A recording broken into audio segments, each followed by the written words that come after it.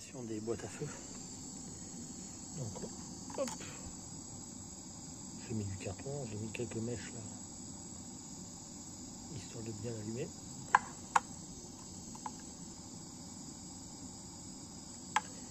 Et maintenant je fais chauffer les bougies. Donc c'est toutes des bougies que j'utilise plus. Voilà, sur un petit réchaud à gaz. Donc faites ça avec du matériel que vous allez consacrer qu'à ça, parce qu'après pour le nettoyer c'est compliqué. Là j'ai un vieux plateau de micro-ondes.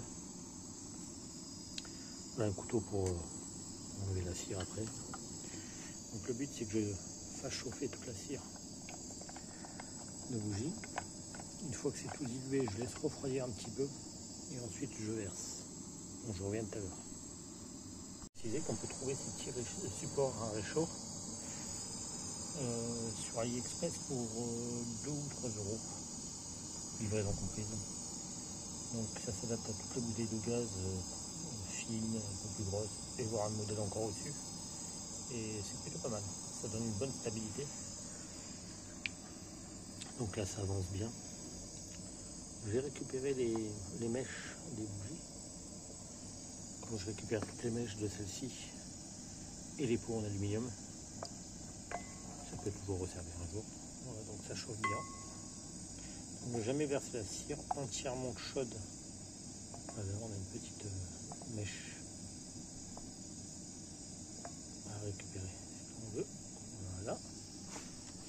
Tac. Je la mets dans un petit cendrier. Hop. Donc ne mettez jamais très chaud parce que ça risque de s'enflammer.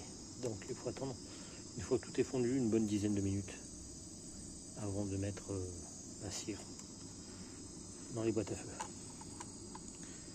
Donc vous voyez la tête que ça a maintenant et on regardera la tête quand j'aurai fini. On est à la fin. Donc j'ai pu récupérer quelques mèches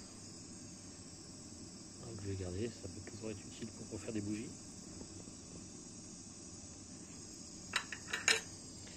Et là c'est bon. Donc voilà, c'est un peu plus froid maintenant. On peut commencer à mettre dans les boîtes à feu.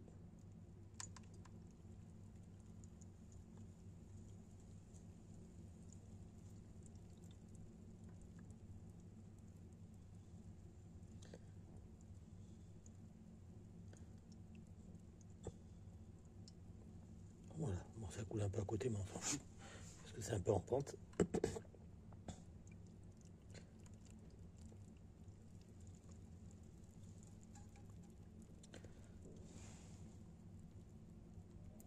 Là on voit le carton qui imbibe.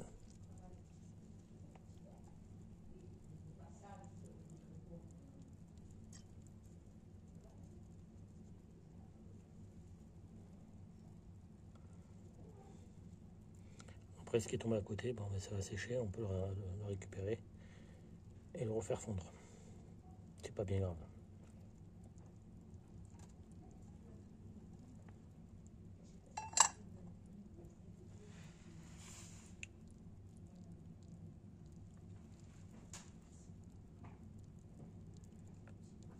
J'ai répété le processus jusqu'à ce que ça soit bien rempli, donc là ça prend du temps, parce que le temps que le carton absorbe, et je reviens après.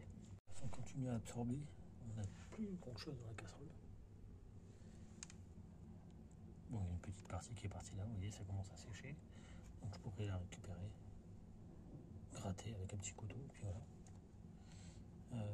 Là ça continue de boire, donc il faut bien laisser le temps, hein. Ça se fait pas en 5 minutes, il faut laisser plusieurs dizaines de minutes bien absorber et de temps en temps on rajoute, on remet à niveau. Et ensuite on va laisser sécher une bonne heure. Là je suis dehors donc il fait assez froid, il doit faire dans les 6 degrés. Donc ça va sécher assez vite.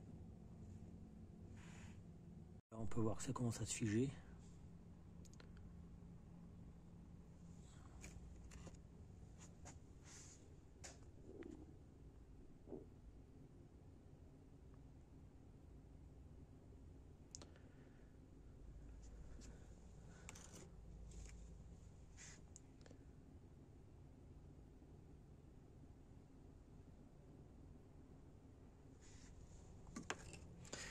J'ai récupéré tout ce qu'il y avait là-dedans. Je l'ai remis dans la casserole. Et je suis en train de préparer une boîte à œufs. Avec du carton pour faire des allumes-feu aussi. J'ai fait une autre boîte. Avec une boîte de thon. J'ai pas fini de tout rentrer. Donc l'objectif c'est qu'après, une fois que tout est bien rempli, j'insère des petits morceaux de carton comme ça. Un peu partout. Et je tasse énormément. Voilà, j'ai essayé plein de méthodes, plein de systèmes. Puis boîte de thon, bon, on marque, vous savez que les marques on s'en fout un peu. Là j'utilise du carton Amazon, on va pas le jeter. Voilà, donc ça prochainement je l'emplirai de cire aussi. Et ça fera une autre boîte de plus. Voilà, les allumes-feu sont. Enfin les boîtes à feu sont finies. C'est bien sec.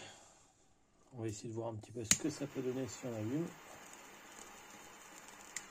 Voilà, ça part direct. Donc, je ne vais pas laisser partir pour essayer de conserver la boîte quand même, mais voilà. J'ai mis ces bouts de carton justement pour lancer la combustion. Voilà. Donc on verra ce que ça donne sur le terrain.